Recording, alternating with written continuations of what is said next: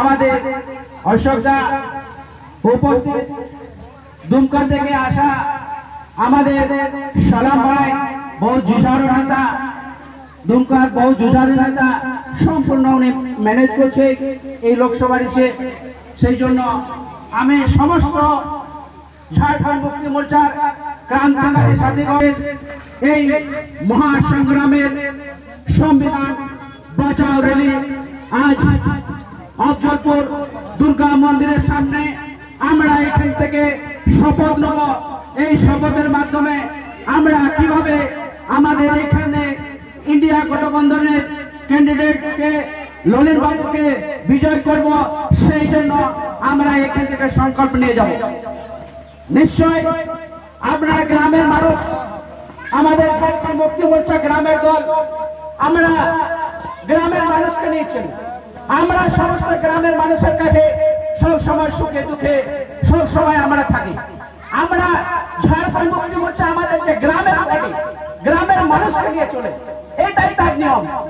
সমস্ত গ্রামের মানুষকে নিয়ে একত্রিত ভাবে একটা পরিবারের দিককে নিয়ে ঝাড়খণ্ড মুক্তি মোর্চার যে পরিবার, দিশাঙ্কুরুর যে পরিবার, সমস্ত লোককে নিয়ে চলা, এই আমাদের ঝাড়খণ্ড মুক্তি মোর্চার সংবিধান। এই সংবিধানে শিখিয়েছি প্রত্যেকটা মানুষকে কিভাবে আমরা ঝাড়খণ্ড মুক্তি মোর্চার দিকে সহযোগিতা দেব।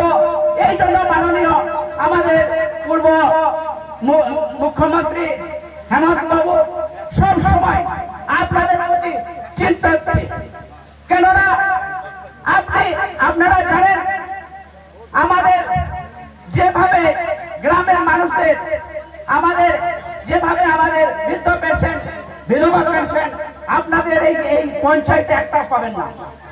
আমি চ্যালেঞ্জ করে বলতে পারি, পঞ্চায়েতে বৃদ্ধ পেনশন, বিধবা পেনশন একটা পাবেন না যে বাকি আছে। কেন বৃদ্ধ পেনশন বা বিধবা পেনশন কেন সম্পূর্ণ এটিও পাঠিয়ে দিয়েছে। গ্রামের মানুষ কিভাবে সুবিধা পায় সেই যে মাননীয় মুখ্যমন্ত্রী চিন্তা করতে হবে। আপনারা জানেন আমাদের ইন্ডিয়া গঠবন্ধনের, বিশেষ করে আমাদের এখানে মহিলারা এসেছে, মহিলাদের নিয়ে যদি না বলি আমাদের কমজোরি হবে। কেননা মহালক্ষ্মী যোজনা যদি আপনাদের ললিত বাবুকে যদি জিতেন, আপনারা মহালক্ষ্মী যোজনা থেকে আপনারা প্রতিটা মানুষ মহিলারা 1 লাখ টাকা করে প্রতি বছর পাবেন এবং প্রতি মাসে 8,500 করে প্রতিটা মহিলা পাবেন। এই ললিত বাবুকে জিতে যদি সেন্ট্রাল গভর্নমেন্টে আমাদের ইন্ডিয়া গঠবন্ধনের যদি আমাদের সরকার আসে, এটা বহুত বড় জিনিস, মহিলাদের বহুত বড় জিনিস। কেননা মহিলারা ডাইরেক্ট আপনারা লাভ পাবেন, এটা কম জিনিস নয়।